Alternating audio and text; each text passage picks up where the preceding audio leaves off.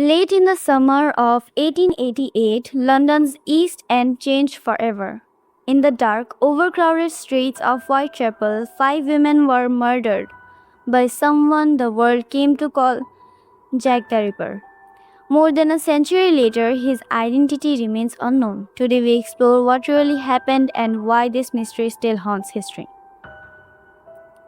Whitechapel was one of the poorest districts in Victorian London. Tens of thousands lived in overcrowded slums, alcohol was cheaper than bread, and crime was as common as the fog that covered the streets at night. Street lighting was weak, policing was limited, and safety was something most people could not afford. In this atmosphere of poverty and fear, a killer found the perfect haunting ground. Most women walked the streets alone. Many were homeless or forced into sex work for survival. They were vulnerable and unseen. The killer struck where society had already turned its eyes away. Mary Ann Nichols was found at 3:40 a.m. at Buck's room. Her throat was cut, no witnesses, no suspect. Annie Chapman was discovered just a week later. The brutality increased.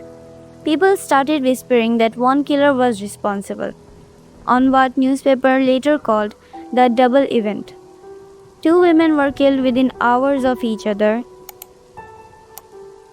Elizabeth Strite's murder suggested the killer was interrupted. Catherine Arrows' attack showed escalating violence.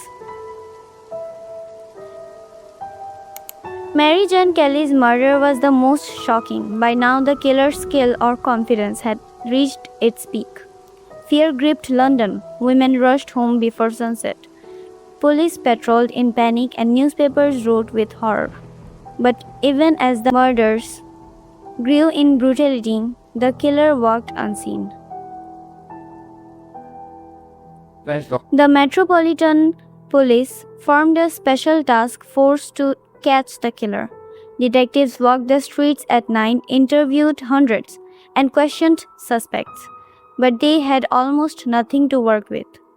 There were no fingerprints, no DNA testing, no criminal psychology. Even photography was new. Crime scenes were barely documented, and so the investigations, despite effort and pressure, moved blindly. Over time, more than 120 suspects have been proposed. Some believed it was a surgeon, suggesting the killer had knowledge of anatomy. Others pointed to butchers, given the rapid cutting skills. Some even accused members of the royal family, feeding conspiracy theories.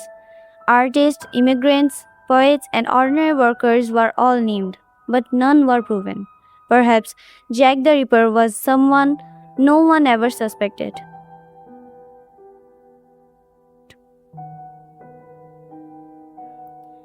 Whitechapel's narrow streets created natural escape routes. Witnesses were unreliable, police forces were overwhelmed and criticized by newspapers.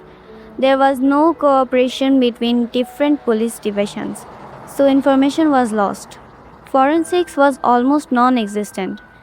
There were no fingerprints, no blood typing, no criminal profiling. In the end, the killer disappeared into the same shadows he chose to attack from. Jack the Ripper became more than a criminal. He became a story, one retold in films, novels, art, and countless theories. The case reminds us how fragile justice was and how fear shapes a city. Yet perhaps the most haunting truth is this: nobody ever saw him clearly.